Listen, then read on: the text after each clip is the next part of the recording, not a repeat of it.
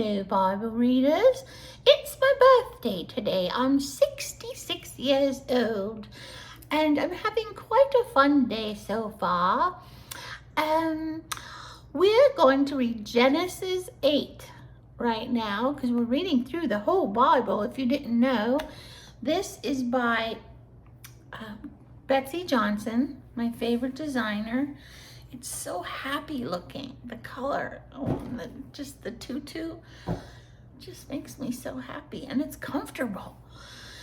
Anyway, Genesis 8. But God remembered Noah and all the wild animals and livestock with him in the boat. He sent a wind, this is during the flood. He sent a wind to blow across the earth, and the flood waters began to recede. This was after 40 days and 40 nights of flood. The underground waters, the springs, stopped flowing, and the torrential rains from the sky were stopped. So the flood waters gradually receded from the earth. You know, this accounts for all the fossils that are found up in high places of strata, geo, whatever.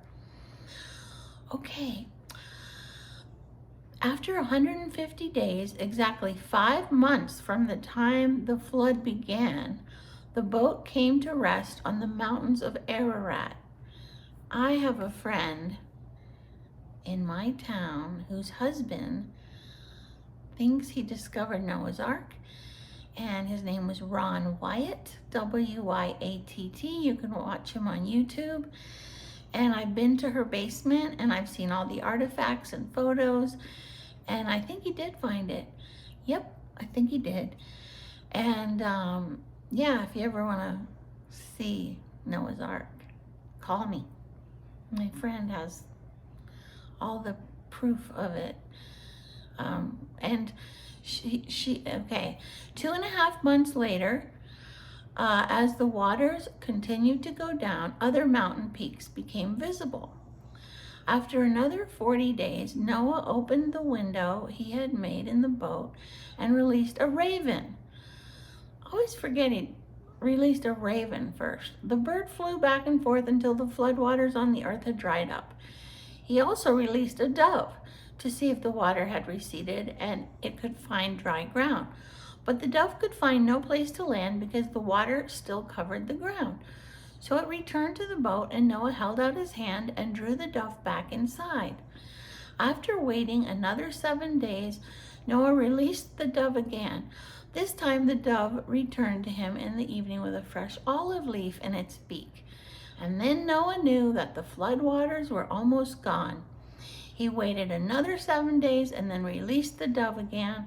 This time it did not come back.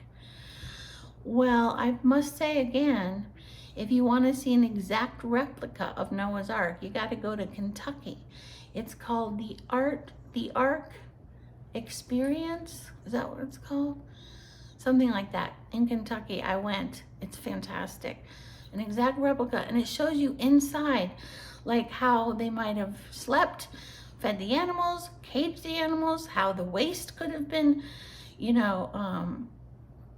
wasted out of the boat and all that. Water, pipes, it has, yeah, you gotta see it. Noah was now 601 years old. Oh, by the way, my cancer update, my doctor said I'm stable. Stable. Tumors are not growing. So that's answer to prayer. Thank you for praying for me, everyone. And I pray for you that God will bless all the people who are praying for me, because you have your own struggles. Noah was 601. I can't even imagine living that long. On the first day of the new year, 10.5 months after the flood began, the floodwaters had almost dried up from the earth. Noah lifted back the covering of the boat and saw that the surface of the ground was drying. 2 more months went by, and at last the earth was dry. Then God said to Noah, "Leave the boat, all of you, you and your wife and your sons and their wives. Release all the animals, the birds, the livestock, and the small animals that scurry along the ground so they can be fruitful and multiply throughout the earth. Excuse me. So Noah, his wife, and his sons and their wives left the boat. And all of the large and small animals and birds came out of the boat pair by pair. Then Noah built an altar to the Lord, and there he sacrificed as burnt offerings the animals and birds that had been approved for that purpose. I'm not crazy about the idea of killing animals for sacrifice or for eating. And I'm very grateful that somebody does it and wraps it up and puts it in Publix so I can pretend I'm not eating an animal, and I don't very much, but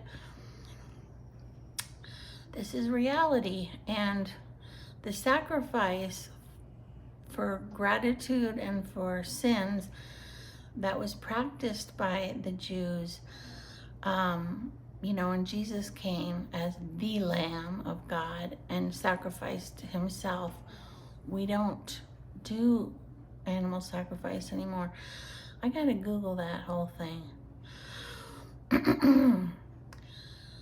So Noah and his wife and sons and their wives left the boat, and all of the large and small animals and birds came out of the boat pair by pair. Then Noah built an altar to the Lord and sacrificed approved for that purpose. And the Lord was pleased with the aroma of the sacrifice and said to himself, I will never again curse the ground because of the human race, even though everything they think or imagine is bent toward evil from childhood. I will never again destroy all living things. As long as the earth remains, there will be planting and harvest, cold and heat, summer and winter, day and night. As long as the earth remains, which means it might not remain. And then in Revelation, it says there's going to be a new heaven and a new earth. Okay, Bible readers, is your brain exploding? Okay, I'm going to go enjoy the rest of my birthday celebration with my dear friends. And and I'm very excited because my youngest daughter, Aubrey, is pregnant, 3 months, with my 5th grandchild. I am very blessed, and all I think about all day is a million thank yous. I have a million thank yous to God. No, more than that. I'm just full of thank yous. I think I'll paint a painting that just says thank you, thank you, thank you, thank you, thank you. Love you guys.